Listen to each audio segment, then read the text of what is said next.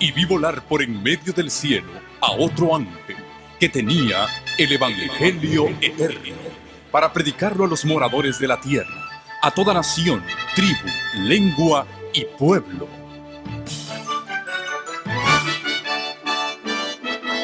Con ustedes su programa cristiano con temas bíblicos de actualidad. Un programa que trae al mundo la verdad presente. Este es el Evangelio eterno.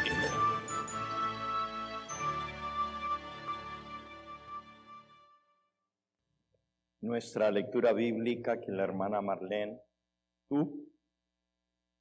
fue de lo que venimos hablando desde la mañana. Segunda de Corintios, capítulo 5, versículo 21. Y yo estaba sentado allí repitiendo la lectura bíblica y el hermano Patricio estaba al lado mío y la estaba diciendo de memoria también, porque es un pasaje que resume todo lo que Cristo, lo que Dios ha hecho por nosotros a través de Cristo. Al que no conoció pecado, por nosotros lo hizo pecado, para que nosotros fuésemos hechos justicia de Dios en él. Esta mañana vimos de qué manera Jesús fue hecho pecado por nosotros. Murió en la cruz como el peor de los pecadores, el peor de los asesinos, el peor de los blasfemos, el pecado acumulado de toda la humanidad fue cargado sobre él. Y estábamos leyendo esta mañana y no terminamos de leer el capítulo 53 de Isaías, el quinto evangelio, por así decirte. Isaías capítulo 53. Llegamos hasta el versículo 6. Vamos a retomar nuevamente la lectura, comenzando en el versículo 5. Él herido fue por nuestras rebeliones, molido por nuestros pecados. El castigo de nuestra paz fue sobre él, y por su llaga fuimos nosotros curados. Ya entendimos hoy lo que significa esa expresión, que Cristo fue molido por nuestros pecados. Literalmente, los golpes que él recibió, los azotes, destrozando su cuerpo, fue molido por nuestros pecados. Todos nosotros nos descarriamos como ovejas. Cada cual se apartó por su camino, mas Jehová cargó en él el pecado de todos nosotros. Aquí claramente nos dice que el pecado de todos nosotros, los seres humanos, fue colocado, fue cargado sobre Jesucristo. Sigue diciendo, angustiado él y afligido, no abrió su boca. Como cordero fue llevado al matadero, como oveja delante de sus trasquiladores, enmudeció y no abrió su boca. No tuvimos tiempo al relatar la historia de la pasión de Cristo de ver cómo él fue llevado de un lugar a otro para ser acusado, juzgado y condenado. Y cómo se levantaron testigos falsos contra él. Y él no se defendió, enmudeció, no abrió su boca, tanto que el sacerdote, Caifás, el sumo sacerdote, que presidía el concilio, le dijo: ¿qué no escuchas todo lo que te están acusando? ¿No tienes nada que decir? Y él no abrió su boca, no se defendió de todas las acusaciones falsas. De la única manera que él contestó fue cuando el sumo sacerdote le dijo: te conjuro por el Dios viviente a que nos digas si eres tú el Cristo. Cuando se le preguntó directamente y estaba a horas de su muerte, durante toda su vida, no quiso adelantar el momento de su muerte, porque habiéndose declarado como el Cristo, el Mesías, el Hijo de Dios, más rápido le hubieran quitado la vida. Pero ahora ya no era importante, porque había llegado la hora. Más de una vez que le habían tratado de echar mano, la Biblia dice que no pudieron prenderlo porque aún no había llegado su hora. Pero ahora que la hora había llegado, cuando le preguntó en forma directa, en nombre de Dios, el sumo sacerdote: te conjuro a que nos digas si eres tú el Cristo, el Hijo de Dios. Fue la única vez que él abrió su boca y contestó: tú lo has dicho. Y el sumo sacerdote rasgó su vestidura y dijo: ¿para qué más testimonio? No necesitamos más testigos. Por boca de él se ha declarado ser el Hijo de Dios. Y así fue declarado digno de muerte. Seguimos la lectura de Isaías 53. Por cárcel y por juicio injusto fue quitado.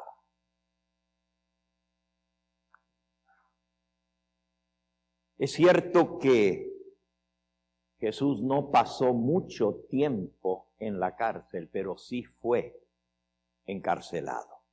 En la casa de Caifás, el sumo sacerdote, donde fue arrastrado por la turba, dándole patadas, burlándose de él, pegándole con palos. Finalmente fue llevado a la casa del sumo sacerdote, y en las excavaciones de Jerusalén, y les contaba esta mañana que los primeros años que yo iba allá, no se había descubierto todavía la casa de Caifás. Está muy cerquita del templo, sobre el monte de Sión, en la ladera del monte de Sión. Es más, la casa de Caifás está tan solo a una cuadra de donde está el aposento alto sobre el monte de Sión, donde Jesús tuvo la última cena. Ese era el lugar donde se reunía el Sanedrín, los dirigentes judíos, los ancianos, los escribas, los fariseos, los saduceos. 70 personas formaban ese concilio. Y se reunía ese concilio en la casa de Caifás. Y les decía que en las excavaciones de Jerusalén, ya las últimas veces que he ido, es visita obligada pasar por la casa de Caifás. visita obligada. Y es una visita muy interesante.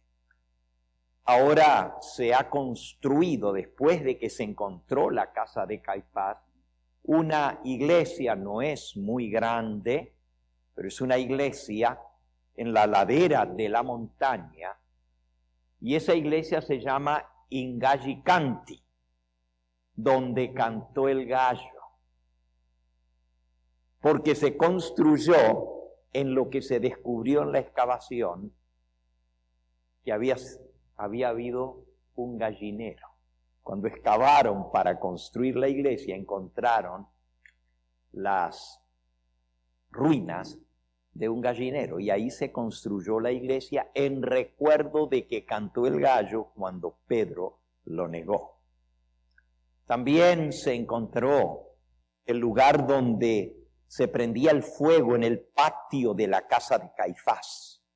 Literalmente encontraron el círculo de piedra donde estaba prendido el fuego esa noche que Pedro negó al Señor Jesús. Pero lo que quería contarles es que también se encontró la cárcel.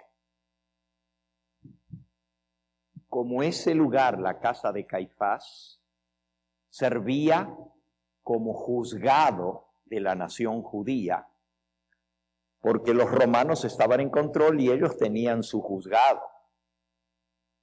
Pero los judíos, su Sanedrín allí se reunía y allí declaraban a las personas culpables cuando eran acusadas de crímenes religiosos, porque los romanos no se metían en crímenes religiosos, solo en crímenes civiles, transgresión de la ley romana, matar, robar, etcétera, o sedición. Pero los crímenes relacionados con la violación al sábado, con la violación al nombre de Dios, el tercer mandamiento, la blasfemia, no tomarás el nombre de Dios en vano, con relación a la idolatría, los pecados o transgresiones en relación con el culto, en relación con la religión, los trataba el Sanedrín. Y entonces se condenaban allí y se ponía a la persona en la cárcel mientras se preparaba el juicio. Con Jesús todo fue apresurado. Lo prendieron el jueves por la noche y ya el viernes a las 9 de la mañana estaba cargando su cruz. Esa noche pasó todo. Y en esa noche lo llevaron de un lugar a otro. Una vez que el Sanedrín lo declaró culpable de muerte por blasfemia.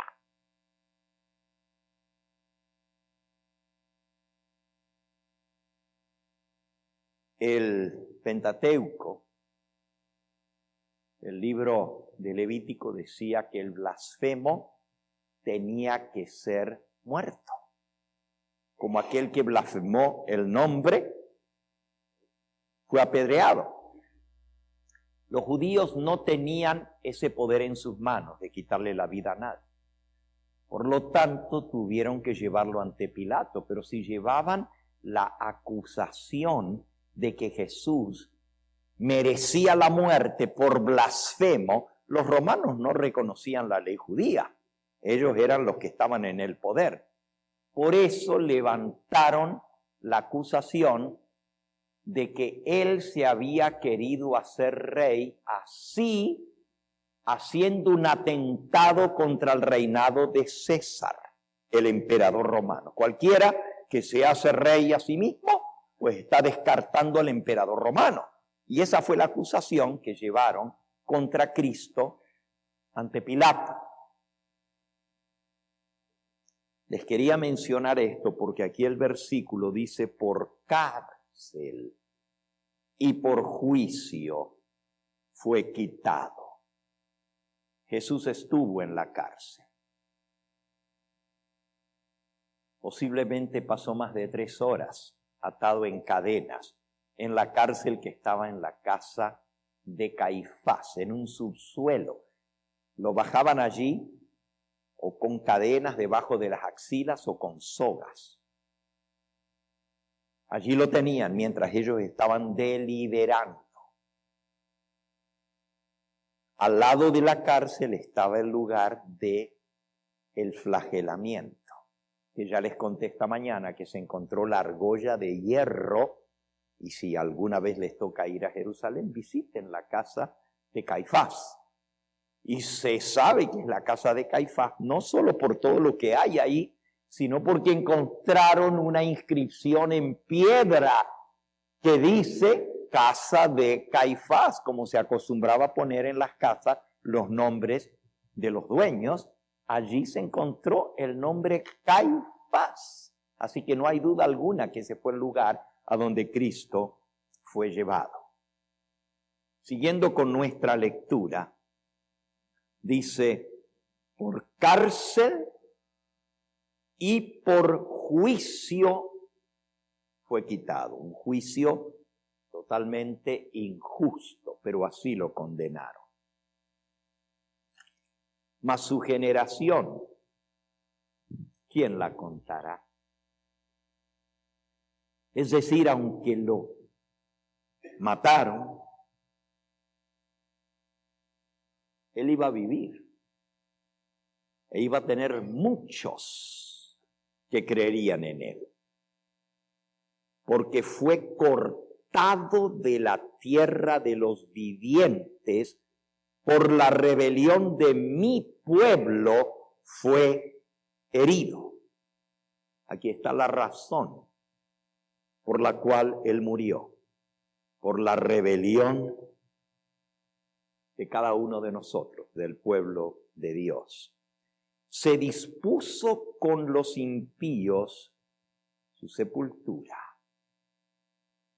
Lo vamos a matar entre 2 ladrones, entre 2 impíos, mafiosos, sediciosos. Eso sí, habían levantado un complot contra el Imperio Romano. Pero aparte de eso, eran ladrones y eran gente mala. Y se dispuso a matarlo con uno a cada lado. Sin embargo, dice, con los ricos fue en su muerte. Y todos sabemos que fue enterrado en la tumba de José de Arimatea, que era un hombre rico.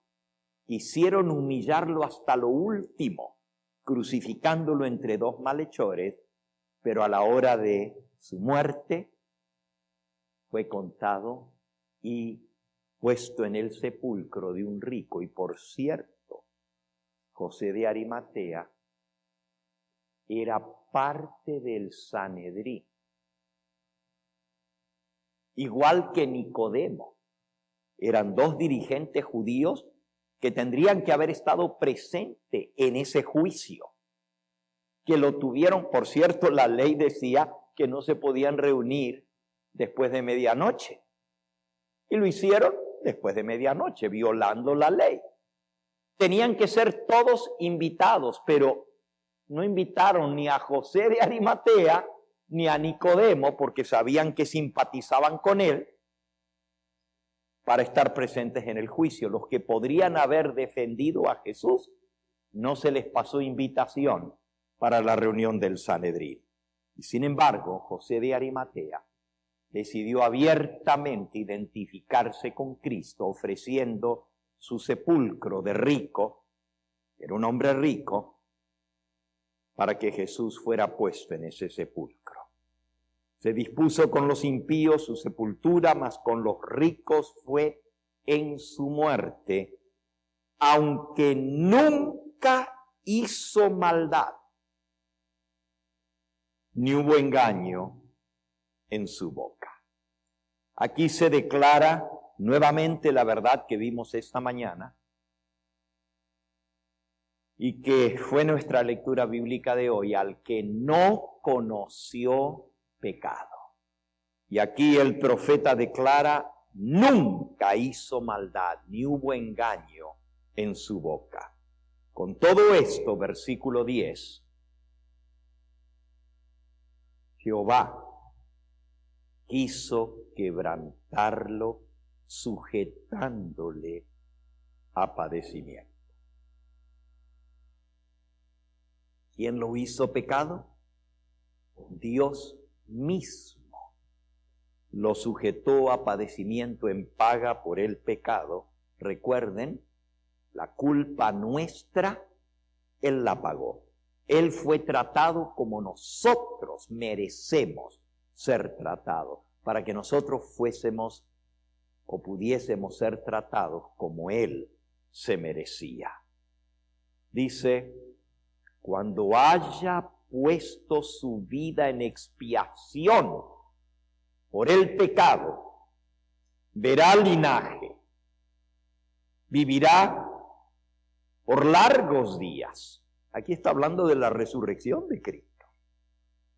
Cuando haya puesto su vida en expiación por el pecado, volverá a vivir, verá linaje, y vivirá por largos días para siempre. Y la voluntad de Jehová será en su mano prosperada. Verá el fruto de la aflicción de su alma y quedará satisfecho. Y esto mencionamos también esta mañana, que lo que trae gozo, satisfacción al corazón de Cristo hasta el día de hoy es ver el fruto de ese sufrimiento. No fue en vano, porque tú y yo le hemos aceptado. Por su experiencia o su conocimiento, sigue diciendo el versículo 11, estamos ahora. Verá el fruto de la aflicción de su alma y quedará satisfecho por su o con su conocimiento. Justificará mi siervo justo a muchos. La palabra conocimiento es yadá en hebreo. Y yadá se refiere no a un conocimiento mental, sino a un conocimiento experimental.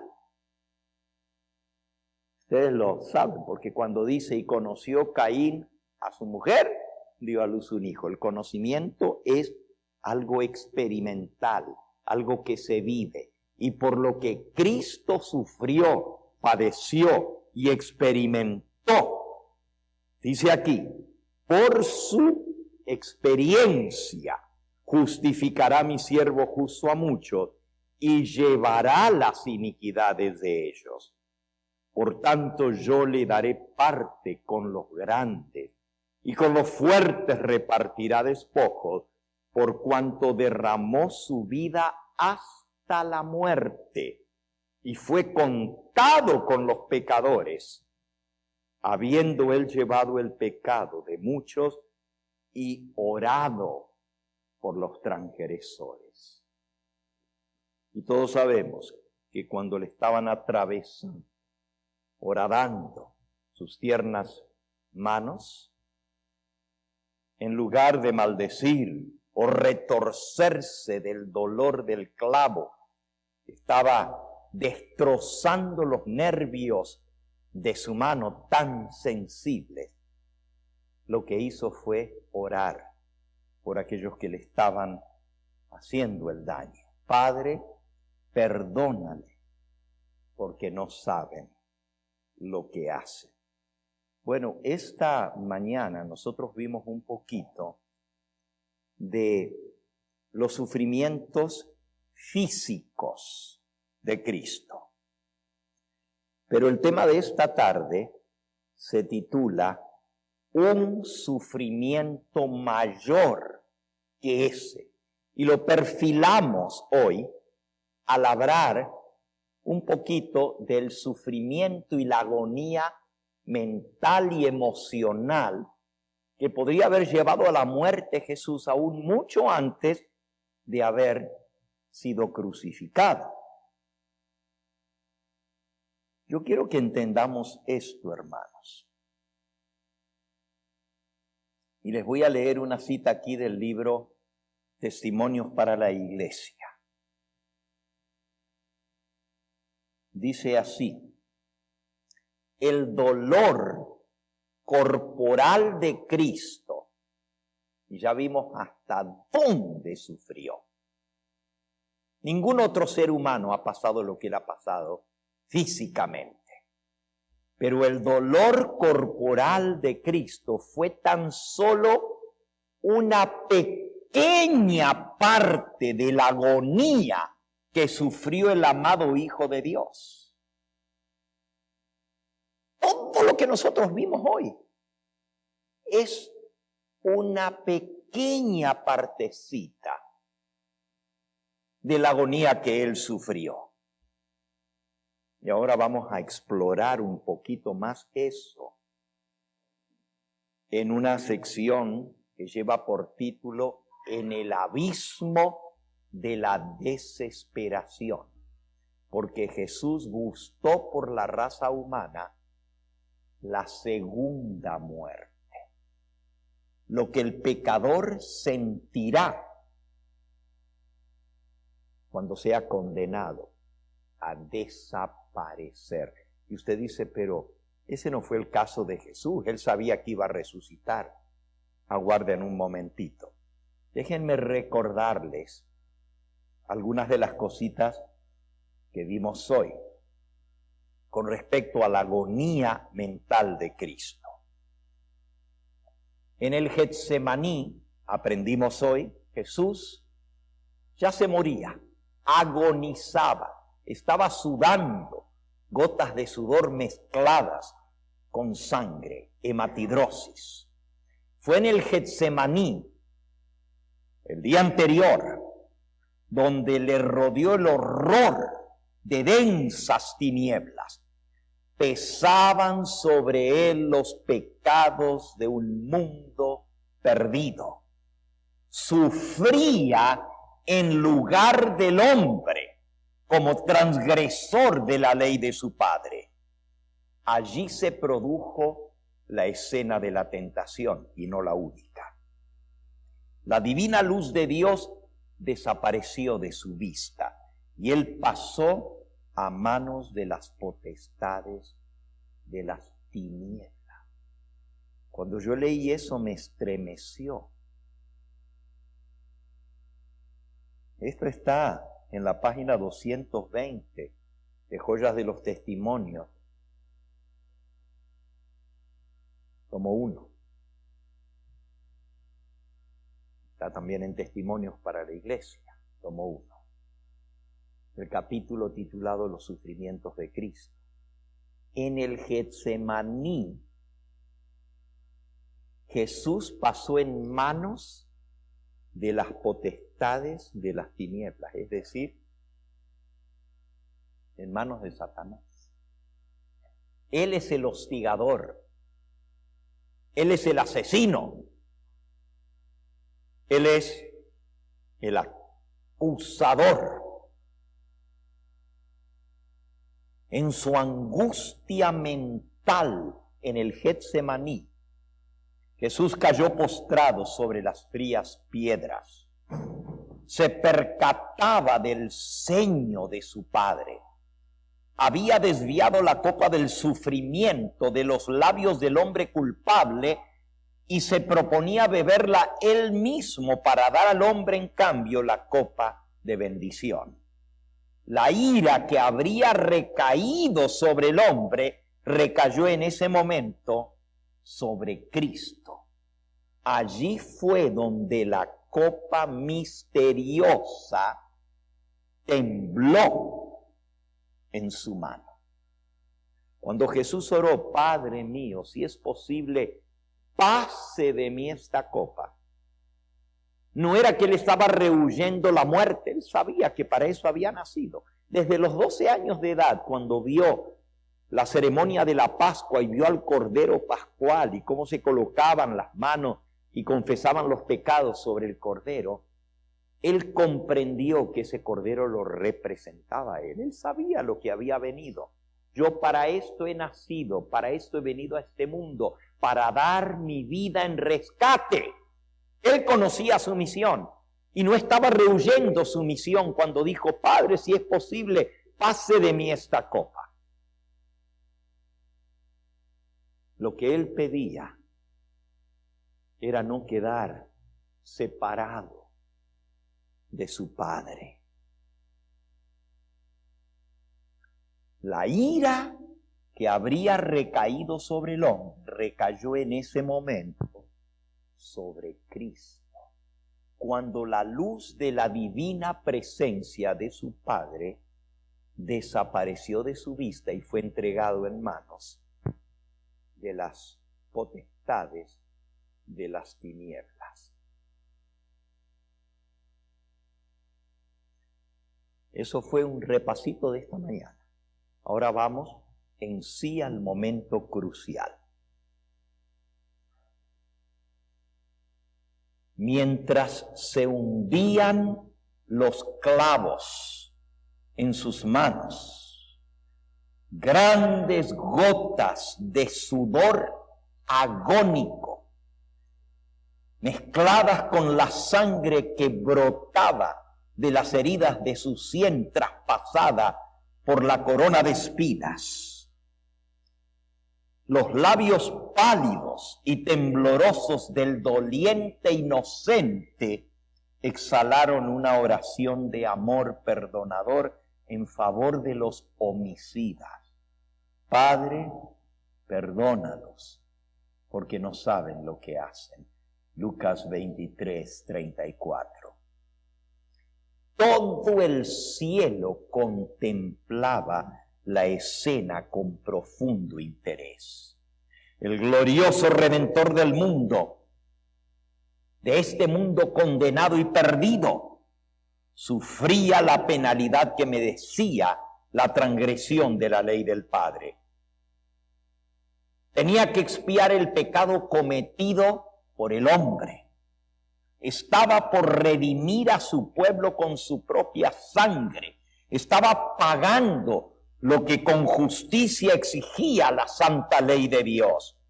Tal era el medio por el cual se había de acabar finalmente con el pecado, con Satanás y con su hueste.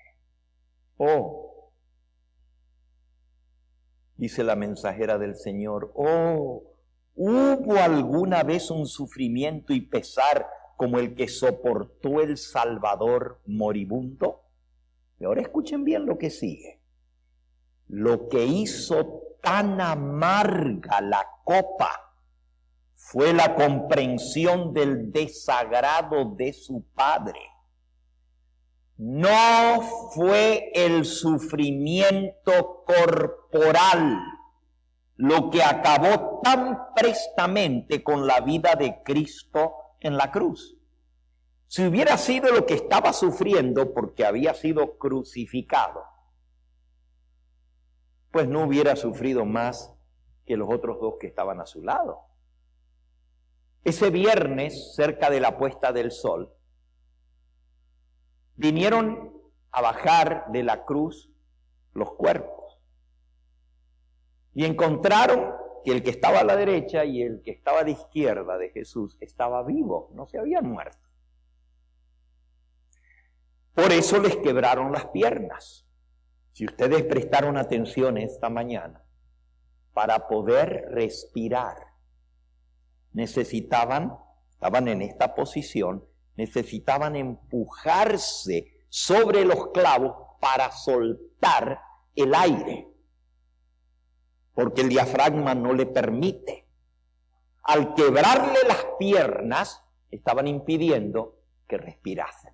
Es decir, morían de inmediato. 2-3 minutos y estaban muertos, porque le quebraban las piernas. Se morían de asfixia.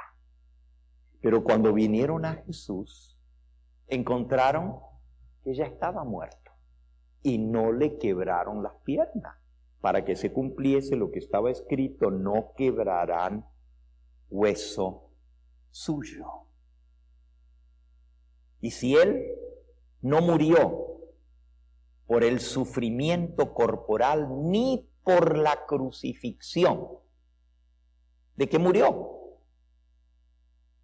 Dice aquí, fue el peso abrumador, terrible, de los pecados del mundo. Número 1, el peso del pecado. Y número 2, la sensación de la ira de su Padre. La gloria de Dios y su presencia sostenedora que había percibido toda su vida, ahora le habían abandonado. El Padre siempre había estado con él. Él mismo lo dijo. El Padre nunca me ha dejado solo. Siempre ha estado conmigo. Pero ahora sintió que hasta su mismo Padre se apartaba de él porque tenía que dejarlo sufrir como el hombre sin Dios. ¿Saben lo que es eso?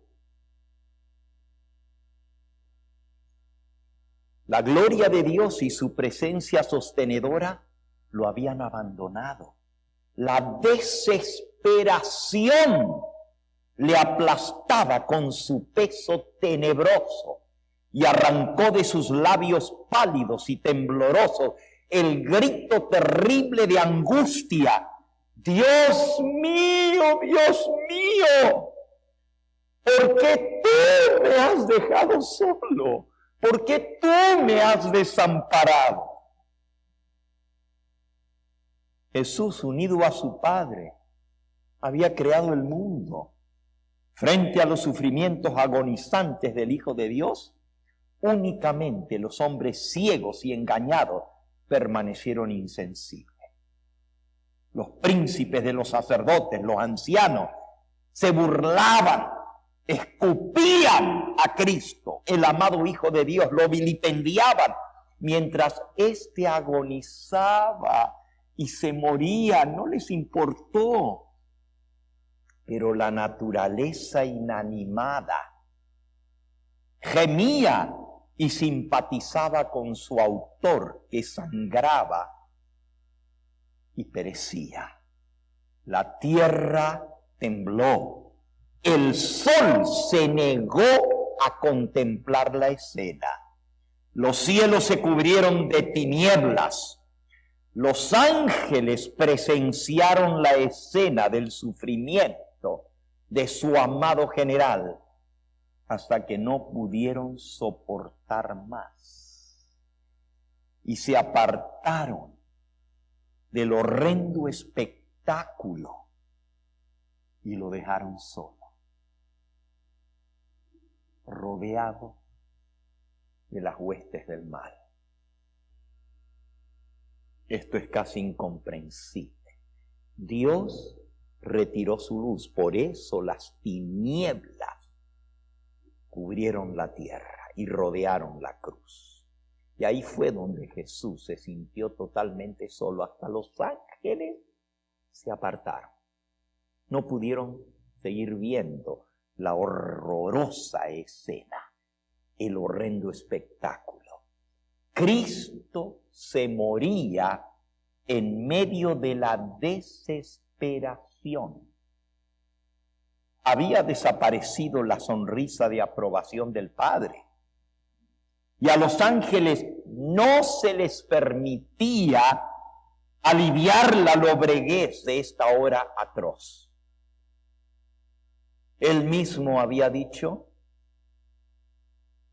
heriré al pastor, decía la Escritura, y las ovejas serán dispersadas. Pero también él había dicho: yo piso solo el lagar de la sangre, y de los míos ninguno estuvo conmigo. Piso solo el lagar, nadie le acompañó. Qué terrible es morirse así, ¿verdad? Ni le deseamos eso a ningún ser humano, morirse solo, sin nadie a su lado. Cristo moría en medio de la desesperación. Los ángeles se les prohibió acercarse a la cruz finalmente. Solo podían contemplar con asombro a su amado general la majestad del cielo desde lejos, sufriendo la penalidad que merecía la transgresión del hombre. Cuando leemos estas cosas nos quedamos pasmados. Pero alguno puede decir, bueno, pero Jesús sabía que si soportaba un poquito más, iba a resucitar. Él lo había dicho antes. Al tercer día resucitaré. Leímos esta mañana que les había dicho, os veré de nuevo en Galilea, después de que haya muerto, resucitaré el tercer día y los veré en Galilea. Y si Jesús sabía y hasta había dicho al principio de su ministerio, destruid este templo, refiriéndose a su cuerpo, y en 3 días lo levantaré. Hay personas que dicen, bueno, eso sostuvo a Cristo, porque él sabía que si aguantaba un poco más, todo iba a salir bien. Los que piensan de esa manera no entienden lo que fue la paga de nuestra culpa. Escuchen esto. En el mismo libro. Algunos tienen opiniones limitadas acerca de la expiación. Opiniones limitadas. Esta está en la página 230. Piensan que Cristo sufrió tan solo una pequeña parte de la penalidad de la ley de Dios. Suponen que aunque el amado Hijo soportó la ira de Dios, fue porque Él primero advertía a través de sus dolorosos sufrimientos el amor y la aceptación de su Padre. Que los portales de la tumba se iluminaron delante de Él con radiante esperanza y que tenía evidencias constantes de la gloria futura que vendría. Los que piensan así cometen un grave error. La más punzante angustia de Cristo provenía de que Él comprendía el desagrado de su Padre. Y la agonía que esto le causaba era tan intensa que el hombre puede apreciarla tan solo débilmente. Para muchos, la historia de la condescendencia, la humillación y el sacrificio de nuestro Salvador no despierta compasión más profunda, ni conmueve más el alma, ni afecta más la vida que la historia de la muerte de los mártires que murieron por Jesús. Bueno, Jesús sufrió, pero también muchos de sus seguidores fueron echados a los leones, quemados vivos, descuartizados. Pues también ellos sufrieron.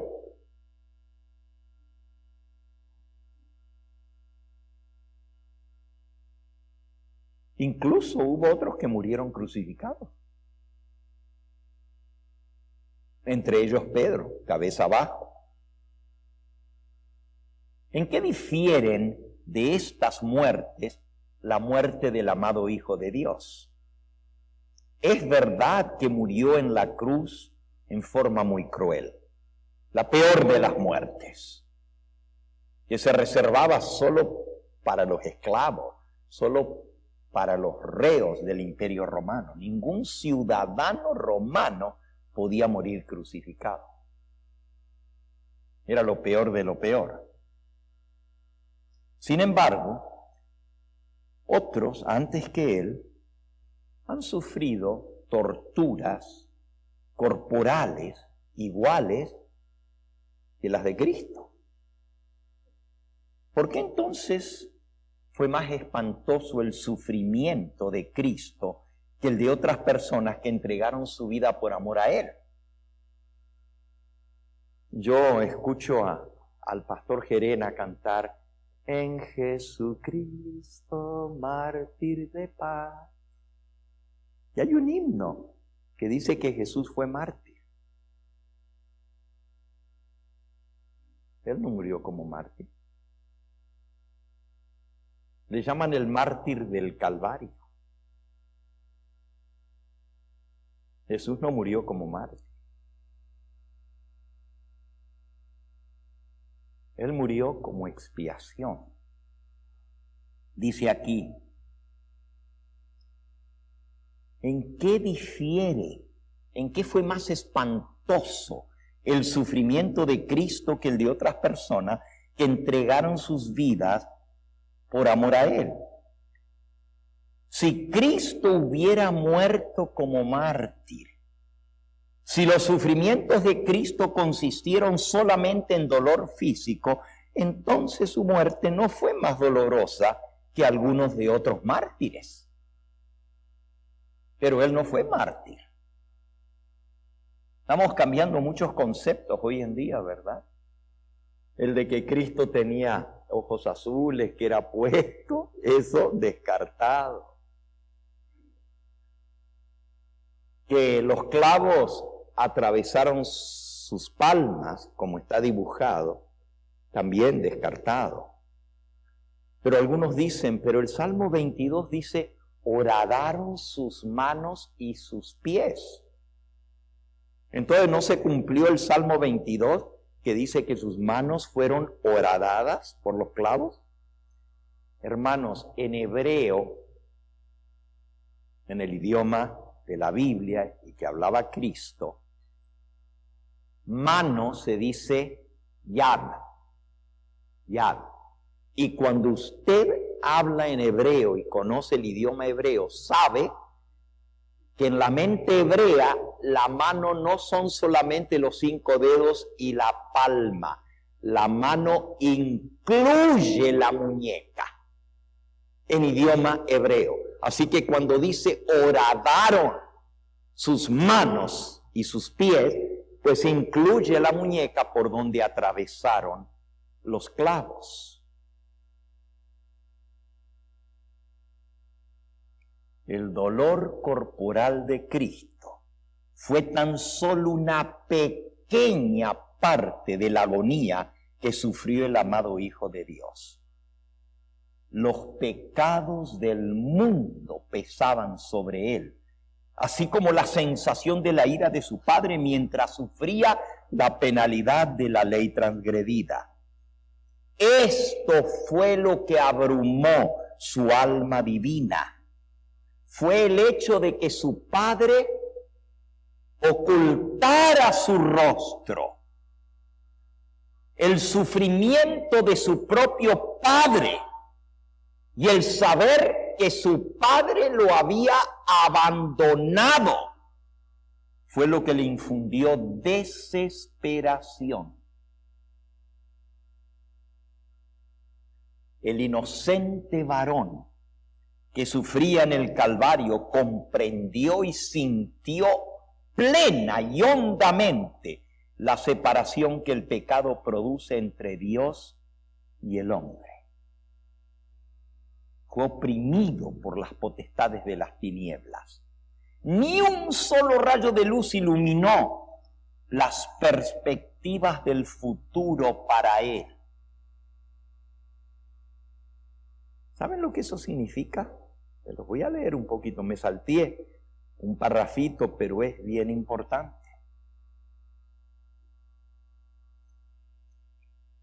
Lo que hizo tan amargo la copa, que le tocó beber hasta la última gota, fue la comprensión del desagrado de su Padre. No fue el sufrimiento corporal lo que acabó tan prestamente con la vida de Cristo en la cruz. Fue el peso abrumador de los pecados del mundo, la sensación de la ira de su Padre. Sabiendo que a Dios le repugna el pecado, el profeta Nahum escribió: muy santo, muy justo eres, oh Dios de ojos, para soportar el pecado. Dios aborrece el pecado. Has aborrecido la iniquidad y has amado la justicia. Y si Dios tiene aborrecimiento por el pecado, el Hijo de Dios sabía eso porque Él tenía la misma naturaleza que el Padre. Y sabía que su Padre no aceptaba ni en lo más mínimo el acercarse y el ver el pecado. Dice aquí, aún las dudas asaltaron al moribundo Hijo de Dios.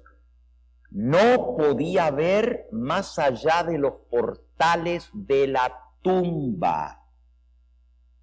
Ninguna esperanza resplandeciente le presentaba su salida del sepulcro como vencedor, ni la aceptación de su sacrificio de parte de su Padre. No podía ver más allá de la tumba. Él había dicho que iba a resucitar, sí. Pero una cosa es decirlo de antemano y otra cosa es vivirlo. Y ustedes saben a lo que me refiero.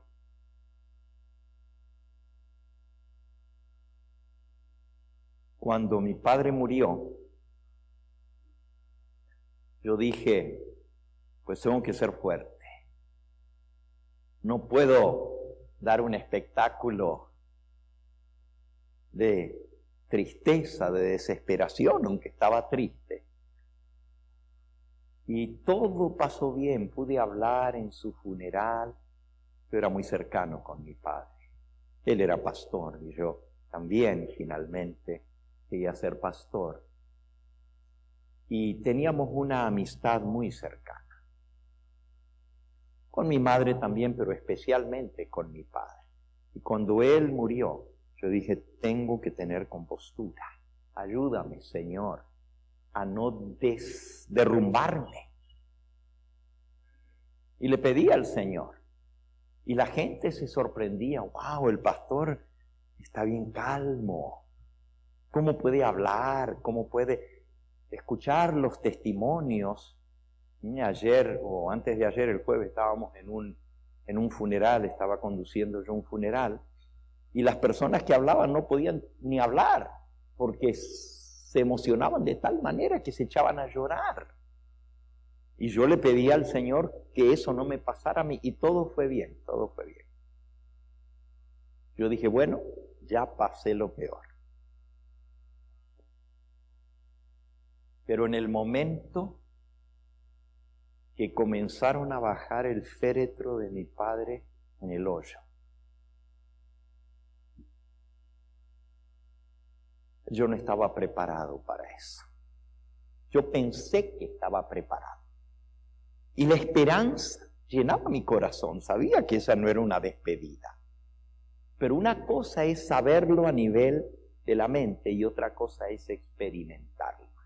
Y por supuesto, jamás me puedo comparar con el sufrimiento de Cristo. No estoy tratando de hacer eso. Lo que estoy tratando de ilustrar es que a veces nosotros decimos, puedo, pero cuando llega el momento nos damos cuenta que no podemos. Y yo sentí en ese momento, cuando bajaban el cajón de mi padre en la tierra y comenzaron a echarle las paladas de tierra encima, literalmente sentí que se desgarraba mi corazón. No soportaba. Me fui por allá lejos para que no me vieran llorar. Una desesperación. Y aún sabiendo que lo voy a volver a ver y que Él va a resucitar. Por eso una cosa es verlo venir y otra cosa es que ya llegue. En el caso de Cristo era peor, porque si bien Él sabía que estaba profetizado que Él iba a resucitar, Cuando Él sintió el peso del pecado de toda la humanidad, sintió que el pecado era tan horrendo, tan asqueroso a los ojos de su Padre, y que la penalidad del pecado era la muerte eterna, que Él pensó que ya no iba a resucitar. Escuchen. El desagrado del Padre por el pecado y la penalidad del pecado, la muerte, era todo lo que podía vislumbrar a través de esas pavorosas tinieblas.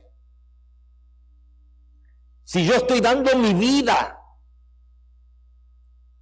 por la vida del ser humano, bueno, vida por vida. Yo entrego la mía para que ellos vivan. Pero pensó que si la entregaba, la entregaba. Y hasta ahí va a llegar. Miren cómo dice esta cita. Se sintió tentado a temer que el pecado fuese tan ofensivo para los ojos de Dios que ya no pudiese reconciliarse con su Hijo. Sintió que la paga del pecado era tan completa y terrible que no habría resurrección. La fiera tentación de que su propio Padre lo había abandonado para siempre, que ya nunca más se uniría con Él, porque el pecado hace separación entre Dios y el hombre, fue lo que le arrancó ese grito de agonía en la cruz. Elí, Elí, Dios mío, ¿por qué tú me has desamparado? La fe y la esperanza temblaron en medio de la agonía mortal de Cristo, porque Dios ya no le aseguró su aprobación y aceptación, como hasta lo había hecho hasta ese momento. El Redentor del mundo había confiado en las evidencias que le habían fortalecido hasta allí, de que su Padre aceptaba sus labores. Más de una vez se había escuchado la voz del Padre decir: este es mi Hijo amado, en quien me complazco.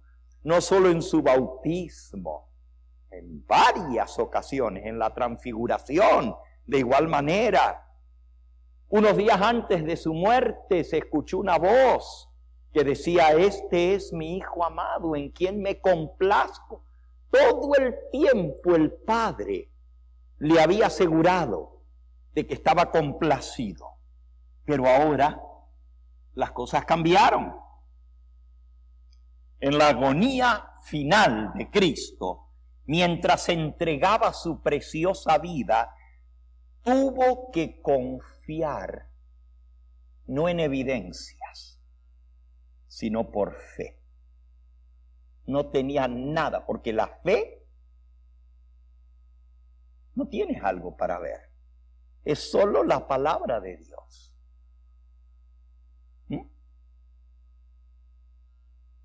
Y dice aquí, tuvo que confiar por la fe solamente en aquel a quien había obedecido con gozo durante su vida.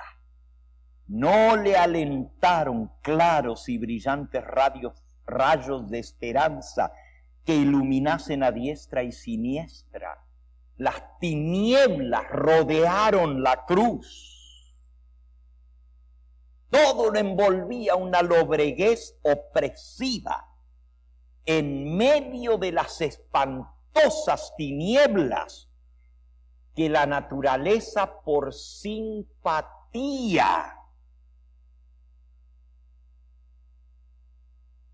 formó en torno a su cuerpo pendiente en la cruz. Porque la naturaleza envolvió a Cristo en una en un manto, en una mortaja negra, para cubrir su vergüenza. Y otra vez aquí voy a decir algo que lo puedo demostrar por la palabra de Dios. Los pintores y escultores cristianos, por respeto al Hijo de Dios, le ponen un taparrabo al estar colgado en la cruz. Un lienzo para cubrir su intimidad. Pero mi Biblia dice que lo desnudaron.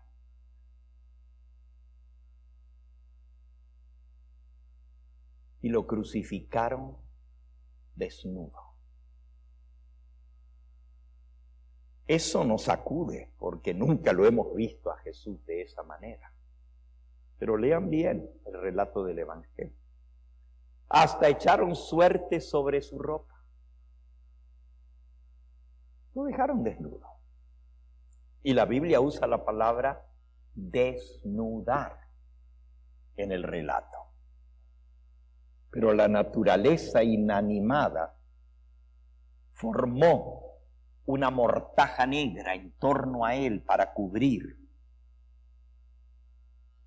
por simpatía al Redentor, mientras apuraba la misteriosa copa hasta la última gota, mientras se le denegaba hasta la brillante esperanza y confianza en el triunfo que tendría en lo futuro, exclamó con voz fuerte: Padre, en tus manos encomiendo mi espíritu. Lucas 23:46. Conocía el carácter de su Padre, su justicia, su misericordia, su grande amor. Y aunque no tenía evidencias de que Él estuviera a su lado, sosteniéndolo, se sometió a Él y se entregó en sus manos. En medio de las convulsiones de la naturaleza, de un terremoto que sacudía la cruz y todo alrededor, los asombrados espectadores oyeron las palabras del moribundo del Calvario. La naturaleza simpatizó con los sufrimientos de su autor. La tierra convulsa, las rocas desgarradas proclamaron que era el Hijo de Dios el que moría. Hubo un gran terremoto, el velo del templo se rasgó en dos, de arriba abajo. El terror se apoderó de los verdugos y de los espectadores cuando las tinieblas velaron el sol. La tierra tembló bajo sus pies y las rocas se rasgaron. Las burlas y los escarnios de los príncipes, de los sacerdotes y los ancianos del pueblo cesaron cuando Cristo entregó su espíritu en manos de su Padre. La asombrada muchedumbre empezó a retirarse y a buscar a tientas, a tinieblas, el camino de regreso a la ciudad. Se golpeaban el pecho mientras iban y con terror cuchicheaban entre sí. Asesinaron a un hombre inocente. ¿Qué será de nosotros si verdaderamente Él fuera como Él lo afirmó, el Hijo de Dios? ¿Qué pasará con nosotros?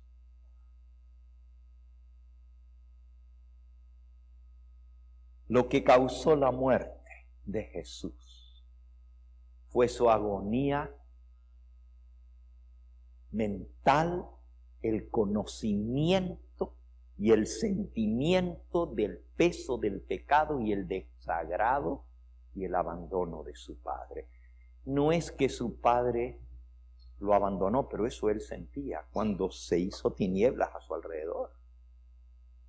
Y Él no podía ver más allá de esas tinieblas. Es decir, Él confió en el carácter de su Padre y murió sin un rayito de esperanza. Pero así y todo entregó su vida. Si nosotros no entendemos lo que pasó en la expiación y en la agonía y la muerte de Cristo, ¿cómo vamos a entender lo que vamos a celebrar a continuación? Si tan solo percibiéramos que fue mi pecado el que le causó su muerte. Cuando Pedro el día de Pentecostés dio su discurso y dijo que habían matado a un hombre inocente, al Hijo de Dios, dice que los judíos dijeron: varones, hermanos, ¿qué haremos ahora? ¿Qué haremos? Le quitamos la vida al Hijo de Dios. Y sobre todo ahora que Pedro les decía que él había resucitado y ascendido al cielo y estaba a la diestra de Dios y fue entronizado y fue ungido, y por eso el Espíritu Santo se había derramado el día de Pentecostés, porque Cristo había sido coronado como rey, como sumo sacerdote a la diestra del Padre. Todo eso lo explicó Pedro en su discurso. Y termino con ese versículo, Hechos capítulo 2 y versículo 37. Hechos 2:37.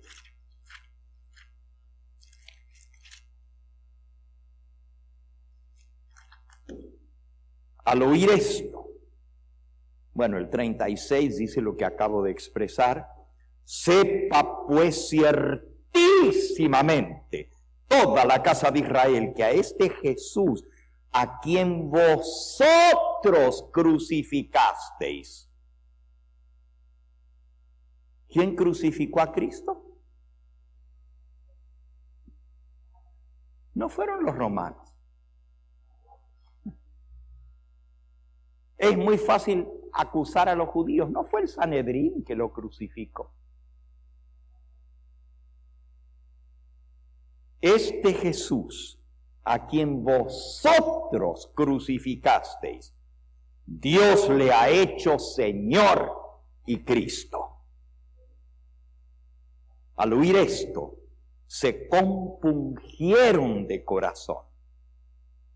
Y recuerden que el corazón compungido, contrito y humillado, Dios no lo rechaza. Le dijeron a Pedro y a los otros apóstoles: varones, hermanos, ¿y ahora qué haremos? ¿Le quitamos la vida al autor de la vida? Eso lo pueden leer en el capítulo que sigue. Ustedes negaron al santo, Hechos 3:14, al justo, y pedisteis que se os diese un homicida y matasteis al autor de la vida. ¡Qué contradicción! Quitarle la vida al autor de la vida, al que era la vida. Increíble. Y Pedro les dijo, Hechos 2:38, arrepentíos y bautícese cada uno de vosotros en el nombre de Jesucristo para perdón de los pecados, y recibiréis el don del Espíritu Santo. La Santa Cena y el lavamiento de pies es como un pequeño bautismo. Los que ya hemos sido bautizados, dijo Jesús, no necesitamos sino lavarnos los pies. Eso está en Juan capítulo 3. El que está limpio por el bautismo no necesita sino lavarse los pies. ¿Por qué? Porque todavía estamos en este mundo polvoriento de pecado. Y aunque tú te bañes completo el cuerpo, salías a las calles de Jerusalén y se usaban sandalias. Y el polvo, se te pegaban los pies, pero el cuerpo estaba limpio, pero necesitaba que se lave los pies. Así igual nosotros, cuando hemos sido lavados en el bautismo, que representa la muerte de Cristo, solo necesitamos lavarnos los pies en señal de humillación, de arrepentimiento, porque aún después de bautizados tenemos que reconocer que a veces suceden cosas en nuestra vida, porque seguimos siendo débiles, pecadores, de lo cual necesitamos lavamiento. Y todavía la sangre de Cristo está dispuesta para limpiarnos. Por eso el rito del lavamiento de pies. Jesús dijo: y vosotros limpios estáis, aunque no todos. Por eso vamos a pasar al lavamiento de pies. Y luego vamos a ir a la mesa recordando esa última cena de Jesús. Todo lo que pasó y todo su sufrimiento por nosotros. Pero quiero que nos concentremos. Y lo voy a decir ahora porque no lo voy a repetir allá. Quiero que al partir el pan, normalmente cuando hacemos la Santa Cena aquí en el santuario, los que ofician, los pastores, los ancianos, son los que parten el pan y lo reparten, los diáconos. Pero allá, cuando lo celebramos como Jesús lo celebró, a la mesa, sentados, cada uno de nosotros tenemos que partir un pedazo de pan. Ya no es solo el pastor y los ancianos. Y al quebrantar ese pan, debemos recordar lo que esto significa. Cristo dijo: esto es mi cuerpo que por vosotros es quebrantado. Haced esto en memoria de mí. Entonces, al quebrar el pan con nuestras propias manos, estamos reconociendo que fuimos nosotros los que le dimos las bofetadas, lo escupimos, los que le pusimos la corona de espinas, los que lo obligamos a cargar la cruz. Fueron nuestros pecados los que quebrantaron su corazón de tal manera que no soportó más. Por eso la Escritura dice que cuando el centurión fue ante Jesús, se encontró que ya estaba muerto. No le quebraron los pies, como a los otros dos, pero él sacó su lanza y se la atravesó por el costado para estar seguro de que estuviera muerto. Pero miren lo que el apóstol Juan escribió.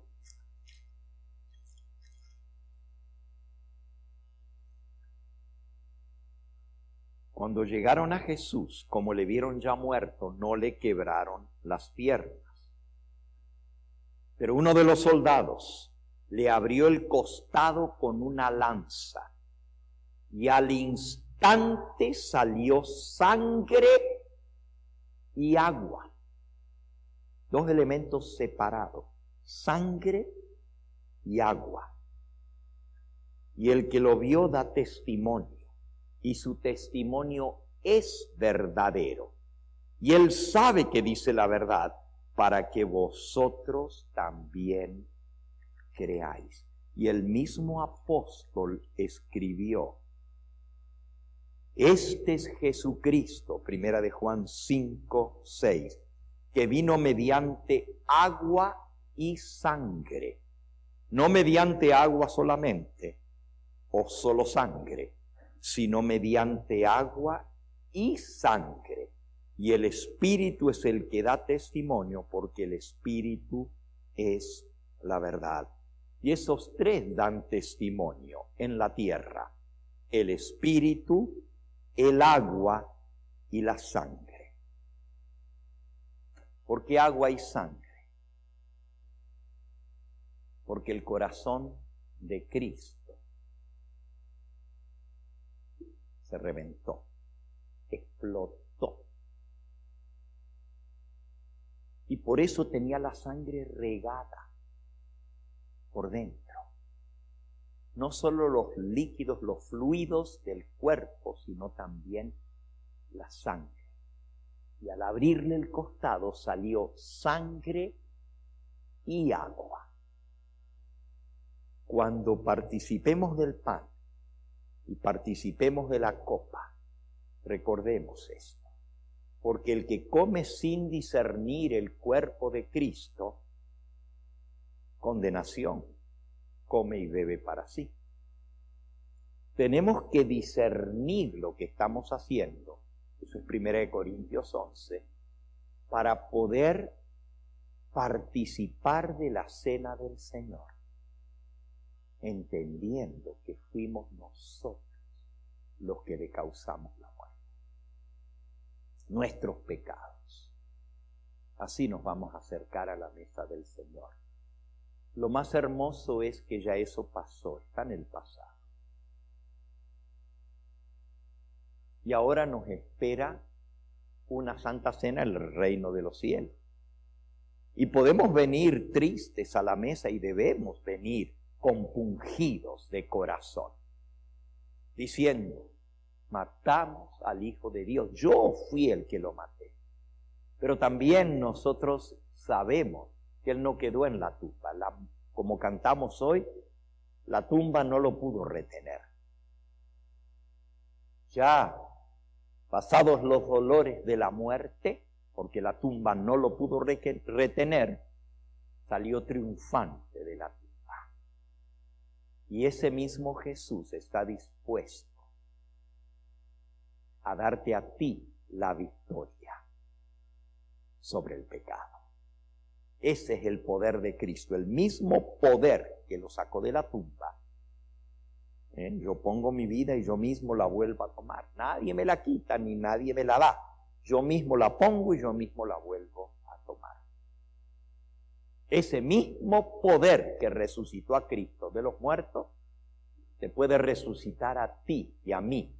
Nos puede resucitar de esta vida de pecado, de esta vida de infortunio, y nos puede dar un nuevo corazón y una nueva vida. Vamos a pasar a continuación al lavamiento de pies en los lugares indicados, y después de eso, en forma reverente, vamos a ir a sentarnos a las mesas. Después que termine la Santa Cena podemos saludarnos, podemos platicar, pero en el momento de la Santa Cena no estemos hablando unos con otros ni riéndonos, para que se mantenga la solemnidad del momento. ¿Hay un himno que se va a cantar ahora?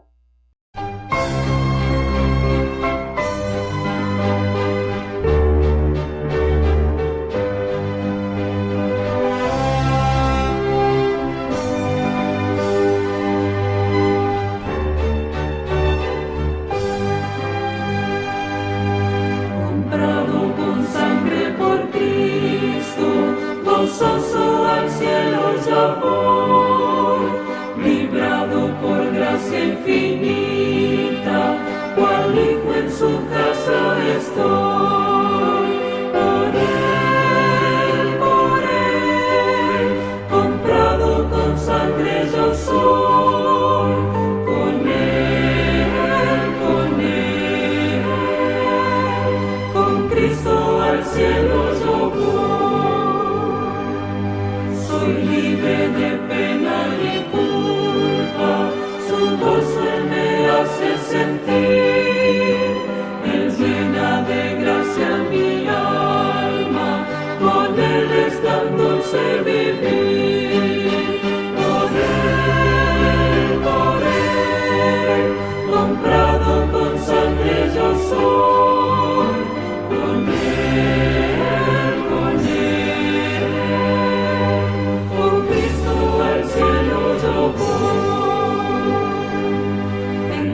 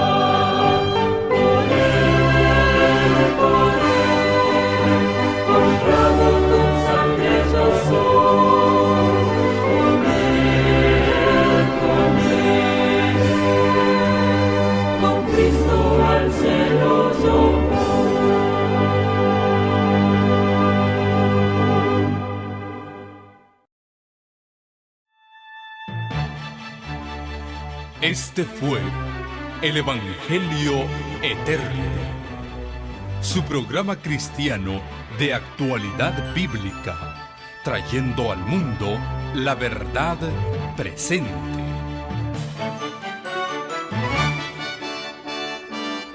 Y vi volar por en medio del cielo a otro ángel que tenía el Evangelio Eterno, para predicarlo a los moradores de la tierra, a toda nación, tribu, lengua y pueblo.